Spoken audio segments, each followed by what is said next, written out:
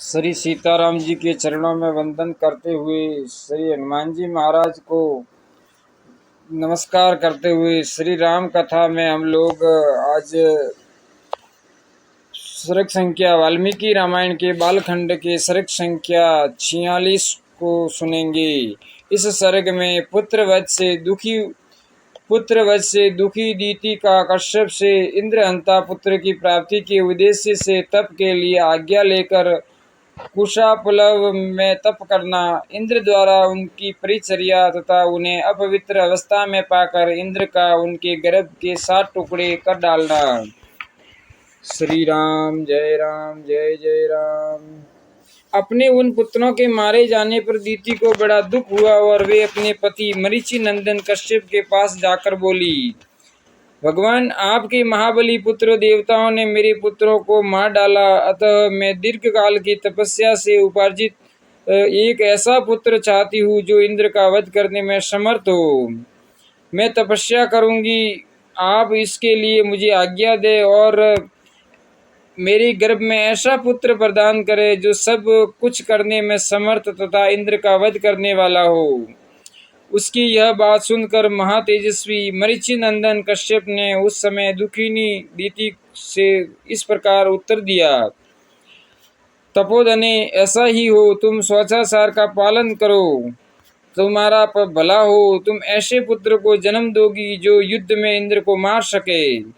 यदि पूरे 1 सहस्त्र वर्ष तक पवित्रता पूर्वक रह सकोगी तो तुम मुझसे त्रिलोकीनाथ इंद्र का वध करने में समर्थ पुत्र प्राप्त कर लोगी। ऐसा कहकर महातेजस्वी कश्यप ने दीति के शरीर पर हाथ फेरा, फिर उनका स्पर्श करके कहा, तुम्हारा कल्याण हो। ऐसा कहकर वे तपस्या के लिए चले गए। नरश्रेष्ठ, उनके चले जाने पर दीति अत्यंत हर्ष और उत्साह में भरकर कुशपलव नामक तपोवन में आई और अत्यंत कठोर तपस्या करने लगी। पुरुष परवर श्री राम दीति के तपस्या करते समय शस्त्रलोचन इंद्र विनय आदि उत्तम गुण संपत्ति से युक्त हो उनकी सेवा टहल करने लगे। शस्त्राक्ष इंद्र अपनी मोसी दीति के लिए अग्नि, कुशा, काष्ठ, जल, फल, मूल तथा अन्य अभिलक्षित वस्तुओं को लाकर देते थे। इंद्र मोशी की शारीरिक सेवाएं करते, उनके पैर दबाकर उनकी थकावट मिटाते तथा ऐसे ही अन्य आवश्यक सेवाओं द्वारा वे हर समय दीति की परिचर्या करते थे। रघुनंदन, जब सहस्त्र वर्ष पूर्ण होने में कुल 10 वर्ष बाकी रह गए, तब एक दिन दीति ने अत्यंत हर्ष में भरकर सहस्त्रलोचन इंद्र से कहा, बलवानों में श्रेष्ठ वीर, अब मेरी तपस्या के केवल 10 वर्ष और शेष रह गए हैं, तुम्हारा भला हो। 10 वर्ष के बाद श्री राम सीताराम तुम अपने होने वाले भाई को देख सकोगे। बेटा, मैंने तुम्हारे विनाश के लिए जिस पुत्र की याचना की थी, वह जब तुम्हें जीतने के लिए उत्सुक होगा, उस समय मैं उसे शांत कर दूंगी। तुम्हारे प्रति उसे वीर भाव से रहित तथा भातृ स्नेह से युक्त बना दूंगी। फिर तुम उसके साथ रहकर उसी के द्वारा की हुई त्रिभुवन विजय का सुख निश्चिंत होकर भोगना। सुरश्रेष्ठ, मेरे प्रार्थना करने पर तुम्हारे महात्मा पिता ने 1000 वर्ष के बाद पुत्र होने का मुझे वर दिया है। ऐसा कहकर दीति नींद से अचेत हो गई। उस समय सूर्यदेव आकाश के मध्य भाग में आ गए थे।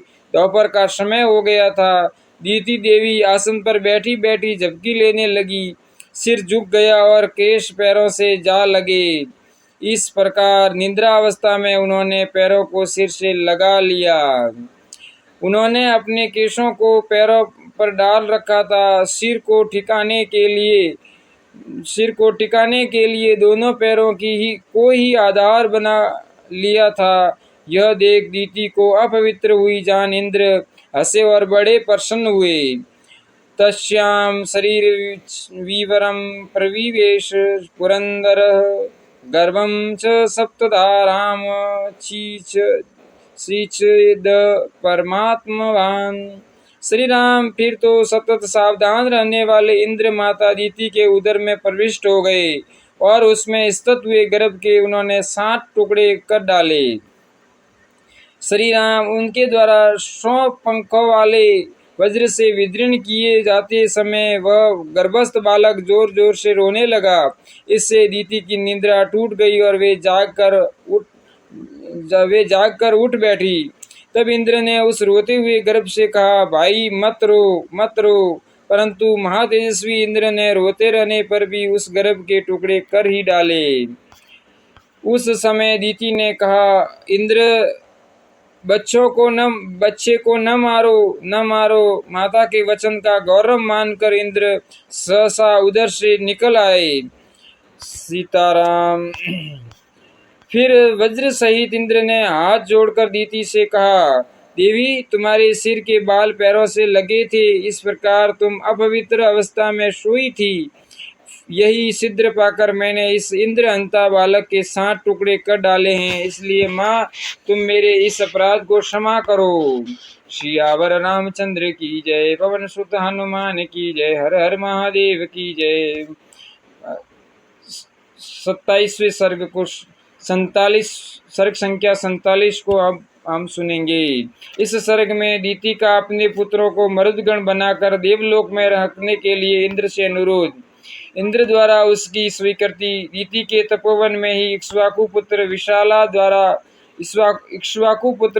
द्वारा विशाला नगरी का निर्माण तथा वहां के तत्कालीन राजा सुमति द्वारा विश्वामित्र मुनि का सत्कार। इंद्र द्वारा अपने गर्भ के 7 टुकड़े कर दिए जाने पर देवी दीति को बड़ा दुख हुआ। वे दुधर्ष वीर शस्त्राक्ष इंद्र से इस प्रकार बोली। अनु ने विनय करके बोली, देवेश शत्रुसूदन, मेरे ही अपराध से इस गर्भ के 7 टुकड़े हुए हैं, इसमें तुम्हारा कोई दोष नहीं है। इस गर्भ को नष्ट करने के निर्मित तुमने जो क्रूरतापूर्ण कर्म किया है वह तुम्हारे और मेरे लिए भी जिस तरह प्रिय हो जाए, जैसे भी उसका परिणाम तुम्हारे और मेरे लिए सुखद हो जाए, वैसा उपाय मैं करना चाहती हूँ। मेरे गर्भ के वे 7 खंड 7 व्यक्ति होकर 7 मरुदगणों के स्थानों का पालन करने वाले हो जाए। बेटा, ये मेरे दिव्य रूपधारी पुत्र मारुत नाम से प्रसिद्ध होकर आकाश में जो सुविख्यात 7 वात स्कंद हैं उनमें विचरे। ऊपर जो 7 मरुत बताए गए हैं वे 7 के गण हैं। इस प्रकार 49 मरुत समझने चाहिए। इनमें से जो प्रथम गण है वह ब्रह्मलोक में विचरे, दूसरा इंद्रलोक में विचरण करे तथा तीसरा महायशस्वी मरुदगण दिव्य वायु के नाम से विख्यात हो अंतरिक्ष में वहाँ करे। सूरश्रेष्ठ, तुम्हारा कल्याण हो। मेरे शेष 4 पुत्रों के गण तुम्हारी आज्ञा में समयानुसार संपूर्ण दिशाओं में संचार करेंगे। तुम्हारे ही रखे हुए नाम से तुमने जो माँ रुदह कहकर इन्हें रोने से मना कर दिया, उसी माँ रुदह इसका वाक्य से वे सब के सब महान कहलाएंगे। मारुत नाम से ही उनकी प्रसिद्धि होगी। श्री राम जय जय राम। दीति का वह वचन सुनकर बल दैत्य को मारने वाले शस्त्राक्ष इंद्र ने हाथ जोड़कर यह बात कही, माँ तुम्हारा कल्याण हो। तुमने जैसा कहा है वह सब वैसा ही होगा, इसमें संशय नहीं है। तुम्हारे ये पुत्र देव रूप होकर विचरेंगे। श्री राम उस तपोवन में ऐसा निश्चय करके वे दोनों माता पुत्र दीति और इंद्र करते हो स्वर्गलोक को चले गए, ऐसा हमने सुना है। काकुत्स्थ यही वह देश है जहाँ पूर्व काल में रहकर देवराज इंद्र ने तपसिद्ध दीति की परिचर्या की थी। पुरुष पूर्व काल में महाराज इक्ष्वाकु के एक परम धर्मात्मा पुत्र थे जो विशाल नाम से प्रसिद्ध हुए। उनका जन्म अलम्बुसा के गर्भ से हुआ था। उन्होंने इस स्थान पर विशाला नाम की पुरी बसाई थी। श्री राम जय जय राम। श्री राम जय जय राम। श्री राम जय जय राम। श्री राम विशाल के पुत्र का नाम था हेमचंद्र, जो बड़े बलवान थे। हेमचंद्र के पुत्र सुचंद्र नाम से विख्यात हुए। श्री रामचंद्र सुचंद्र के पुत्र दुर्माक्ष और दुर्माक्ष के पुत्र संजय हुए। संजय के प्रतापी पुत्र श्रीमान सहदेव हुए। सहदेव के परम धर्मात्मा पुत्र का नाम कुशास्त्र था। कुशास्त्र के महातेजस्वी पुत्र प्रतापी सोमदत्त हुए और सोमदत्त के पुत्र काकोतस्थ नाम से विख्यात हुए। सीताराम। काकुतस्थ के महातेजस्वी पुत्र सुमति नाम से प्रसिद्ध हैं, जो परम कांतिमान एवं दुर्धर्ष वीर हैं। वे ही इस समय इस पुरी में निवास करते हैं। महाराज इक्ष्वाकु के प्रसाद से विशाला के सभी नरेश दीर्घायु, महात्मा, पराक्रमी और परम धार्मिक होते आए हैं। नरश्रेष्ठ, आज एक रात हम लोग यहीं सुखपूर्वक शयन करेंगे। फिर कल प्रातःकाल यहाँ से चलकर तुम मिथिला में राजा जनक का दर्शन करोगे। नरेशों में श्रेष्ठ महातेजस्वी महायशस्वी राजा सुमति विश्वामित्र जी को पुरी के समीप आया हुआ सुनकर उनकी अगवानी के लिए स्वयं आए। अपने पुरोहित और बंधु बांधवों के साथ राजा ने विश्वामित्र जी की उत्तम पूजा करके हाथ जोड़ उनका कुशल समाचार पूछा और उनसे इस प्रकार कहा, मुनि, मैं धन्य हूँ, आपका मुझ पर बड़ा अनुग्रह है, क्योंकि आपने स्वयं मेरे राज्य में पधार कर मुझे दर्शन दिया। इस समय मुझसे बढ़कर धन्य दूसरा पुरुष कोई नहीं है। सियावर रामचंद्र की जय। पवन सुत हनुमान की जय। हर हर महादेव की जय। भक्तों, अगर आपको ये वीडियो पसंद आए तो इस वीडियो को लाइक करना, चैनल को सब्सक्राइब